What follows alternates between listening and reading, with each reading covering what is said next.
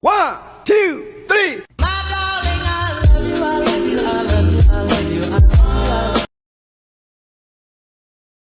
Bismillahirrahmanirrahim. Ketemu lagi dengan Miss Sari. Oke, kali ini kita masuk bab baru yaitu bilangan pecahan.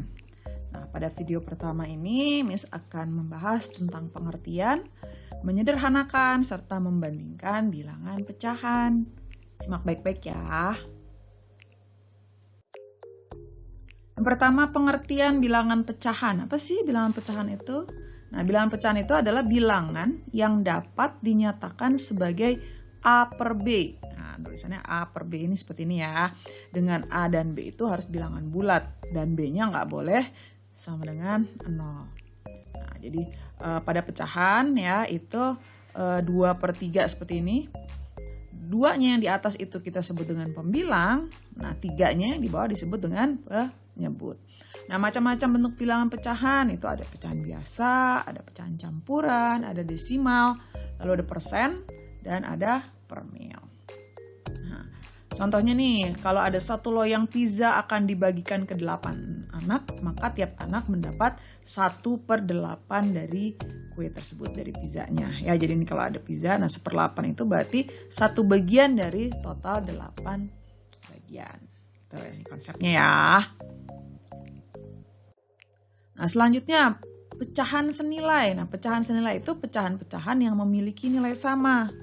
Nah, ini contohnya ya. Jadi dicarinya bisa dengan mengalihkan atau membagi pembilang dan penyebut dengan bilangan yang sama. Harus sama ya. Nah, contohnya, tuliskan 3 pecahan yang senilai dengan 4/10.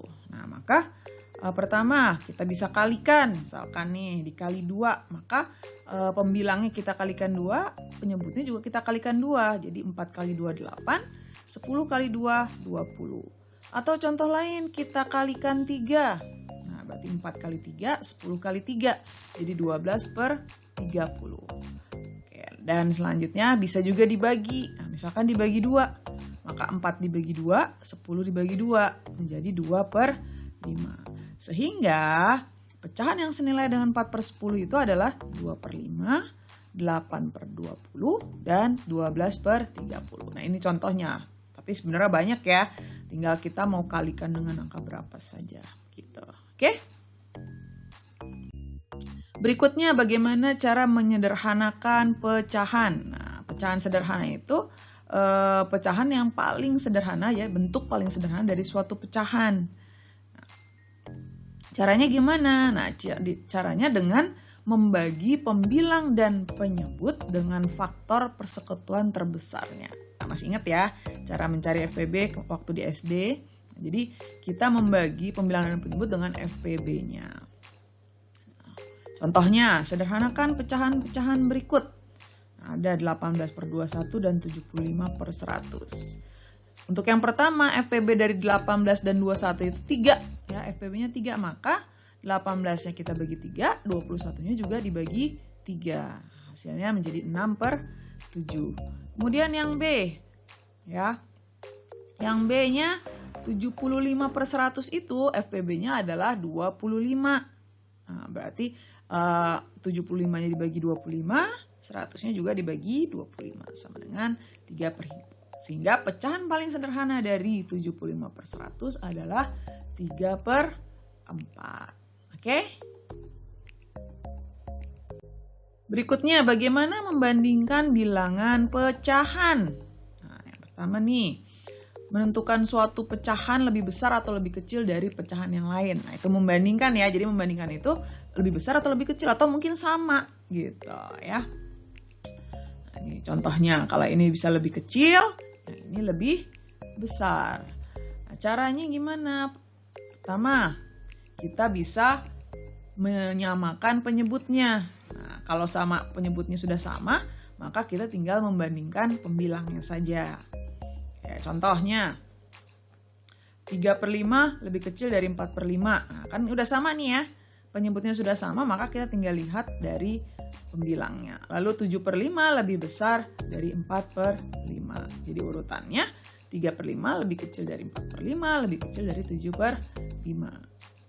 Berikutnya, kalau penyebutnya masih beda, maka kita samakan dulu penyebutnya menggunakan KPK. Ya, contohnya, nah ini urutkan pecahan 2/3, 1/6, 3/4 dari yang terkecil. Maka pertama, kita lihat KPK dari 3, 6, dan 4 itu ternyata 12. Maka seluruhnya nih kita jadikan penyebutnya 12. Nah, 2/3 kalau dijadikan 12 berarti sama-sama dikali 4.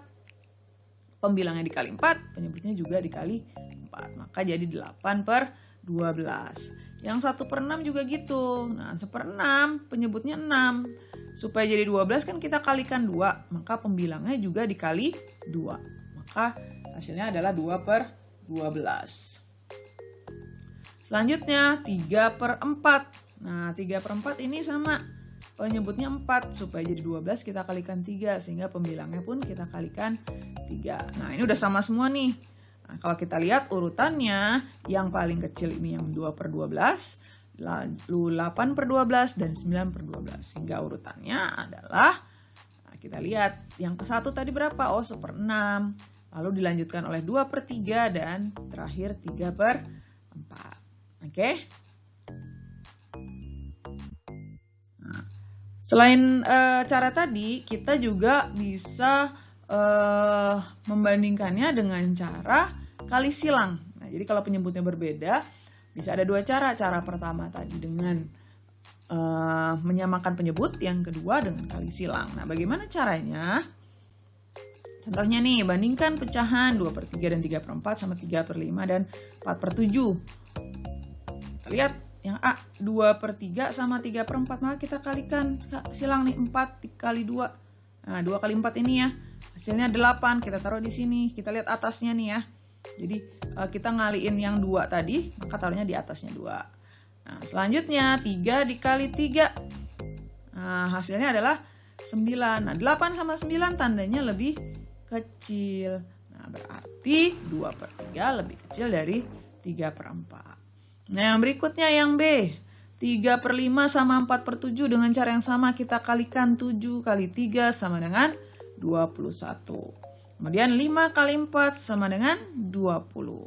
21 dibandingkan dengan 20 yaitu lebih besar, sehingga 3/5 lebih besar dari 4/7. Gitu. Mudah ya.